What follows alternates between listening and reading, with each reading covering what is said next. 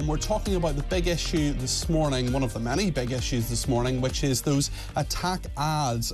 Do you think adults convicted of sexually assaulting children should go to prison? Rishi Sunak doesn't. That's what the Labour Party says. But first of all, I want to talk to Emily Thornberry, the Shadow Attorney General, about a vow Labour has this morning to crack down on the ruthlessness of overseas scam calls and fraud. This is affecting so many people, including elderly people. I'm delighted that Emily is with me. She is the Labour's Shadow Attorney General. Emily, good morning.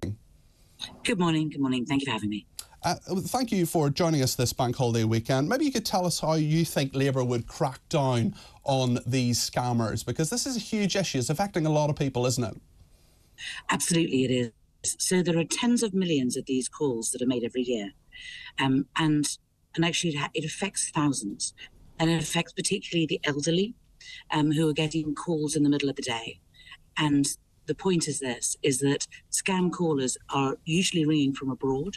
And what we want to do is a relatively simple thing, but it is quite radical, which is to stop them, to ban them from being able to use ringing from overseas over the internet. It's called VoIP, these VoIP calls and what they do is they hide behind British numbers. So they're able to use UK numbers. So if you're an elderly person at home in the middle of the day, you get a phone call, you don't recognize it, but you think it's from someone from Britain, and you answer it, and actually it's a scammer ringing from abroad.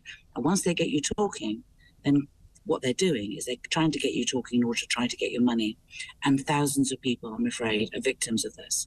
And we can't see why it is that people should be allowed to buy British numbers in order to hide behind them. And so what's how do you stop them? Sorry to interrupt you, Emily Thornberry. How do you actually stop them from doing so? What's the mechanism? Is it a legal change? Is it a guidance change? A technical change? Tell us how this would actually work. So, so what you do is you speak to there's a Ofcom are the ones who regulate telephone calls. We've already spoken to Ofcom, and I've said to them, I think this is what they should do. They are introducing changes in May, but they're not introducing changes that are radical enough. So the changes that they're introducing are that scammers are not going to be allowed to use the telephone numbers of recognised organisations. So, for example, ironically, the Ministry of Justice as telephone number has been used recently by scammers. So they're going to attack that. We're just simply saying, actually, do you know what? Let's not let any of these companies use UK telephone numbers and pretend that their people are ringing from Britain. Because the reason they want to do that is they want people to answer the call. Now, there are some companies who use overseas callers, so advice lines and so on. And what we're saying is that if that is absolutely necessary, and if you really can't employ people in Britain for whatever reason, then there should be a register. And those numbers should be allowed to be used. But otherwise, no.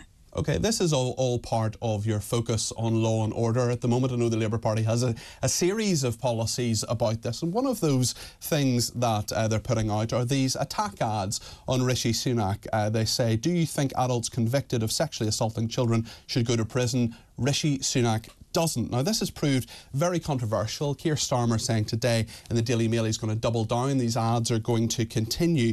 Emily Thornberry, can I just assume, or perhaps get clarity, that on the Law and Order team in Labour, Yvette Cooper, obviously the Shadow Home Secretary, you're obviously the Shadow Attorney General, Steve Reid, the Shadow Justice Secretary, all three of you happy enough with this? Signed it all off? Everybody happy? I don't sign off all of the ads that go out. I mean, there's an ad going out today, which is about these spoof calls, about scammers from overseas using UK numbers. Are you happy with this one, though? This particular one, Emily Thornberry? So that advert is specifically on my brief and in my policy area, and I've signed that off. I think that the other adverts, I think, are more likely to have been led by Steve Reid, who is the Justice Secretary. So we don't all sit around the Shadow Cabinet table signing off adverts. I expect you have other things to do, but are you happy with this advert? A note from your Twitter this morning, you haven't retweeted this one. My view is that if somebody, so I think I'm fine with these sorts of things if it meets two criteria. The first is it based on objective truth? And secondly, is the person who you're attacking somebody who has responsibility for this or could have done something about it? And actually, with these ads, it's absolutely right. I mean, this is what's happened. Talk about, sorry, this is the Prime Minister. Okay. This is the Prime Minister, and he is responsible for a failing criminal justice system. OK. You talk about responsibility and people who could have done something about it. Rishi Sunak became an MP in 2015, of course. He's never held a Home Affairs brief. He's been the Prime Minister, absolutely, no doubt about that, for the last few months and has some oversight of this. But your leader, Keir Starmer, someone you actually wrote to as an MP to criticise him, was Director of Public Prosecutions between 2008 and 2013. Doesn't he bear at least some responsibility for these figures over the past 13 years as Director of Public Prosecutions? Okay, so the first thing is that Rishi Sunak gets up at Prime Minister's questions and lays claim to cutting crime since 2010. I mean, what he will do is try to take the credit for things which, he claims are right, and we're holding him responsible for what the Tory government has done. He is the Tory leader. It is kind of like, what you'd expect. I mean, I remember writing a piece in the Times, having a go at Liz Truss and saying, what is the point in making a big thing about the fact that she's going to be the woman leader if, for example, she doesn't do anything about the fact that less than 2% of people who are complained against for rape are ever prosecuted properly and ever get their case come to court? I mean, we should be able to hold politicians accountable. I absolutely agree with you. I agree we should hold politicians to account, but what I'm saying is, do you honestly look across the green benches, look at Rishi Sunak and think he doesn't think adults convicted of sexually assaulting children should go to prison? That's what you really look at him and think that's the case. This is what this guy thinks. I think that if he really thought that it was so important, he would do something about it because he is the Prime Minister. He would make sure that there is investment going into the criminal justice system, that the criminal justice system deals with the backlog in the courts is the worst that it has ever been, ever.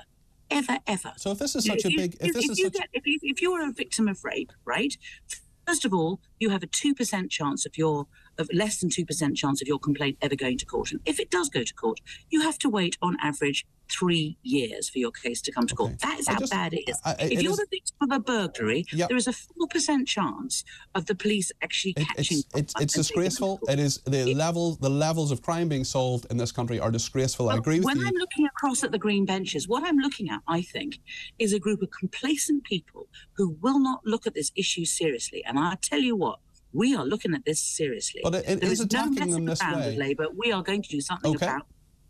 Is attacking them in this way the right approach, though? Because you have a situation where Keir Starmer, when he was Director of Public Prosecutions, has been attacked by some Conservatives for not prosecuting Jimmy Savile. Now, he said last year that led to death threats against him, and no one would ever want that to happen. That's a horrendous thing for him and his family. But this kind of politics, this kind of campaigning, it's not something which is becoming, really, is it? If we could have a political system where all we ever did was discuss policy in a calm way, I would be absolutely up for it. But, in my 17 years of being an MP, I have never seen that. I have seen the most terrible attacks on Neil Kinnock. So it's okay to do that to Rishi Sunak? It's okay to do that to leading Conservatives? Well, these attacks were just simply personal abuse that got thrown around. I mean, listen, Rishi Sunak. I heard Rishi Sunak say that Keir Starmer was the trafficker's friend. I mean, honestly, but you're saying your party is saying that Rishi Sunak doesn't care. He doesn't want adults convicted of sexually assaulting children to go to prison. Do you honestly believe that's the case? And if you do, would you pick up your phone and retweet this? What I have said. So you're not going to retweet it?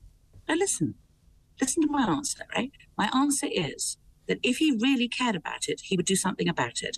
And what we're doing during this week of campaigning on crime is we are challenging the government to do something about the failing justice system and saying to them, do you know what? Stop pushing around the blame. Stop pointing fingers at other people. Stop stop all of this, actually look at what the criminal justice system is like now, after 13 years of a Conservative government, and do something about it.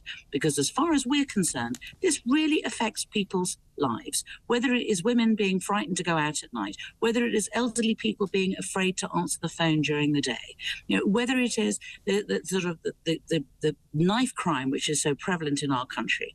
We need to make sure that we have a government that takes this seriously, which means that cases are dealt with quickly, that people are actually arrested, that they are brought to court, that the court case doesn't take years to come to court, and that people are then punished appropriately. That we stop this. Emily Thornberry, there's clearly no ambiguity in that you absolutely want to challenge the Conservatives in law and order. Yes. I can hear that from the passion in your answers today.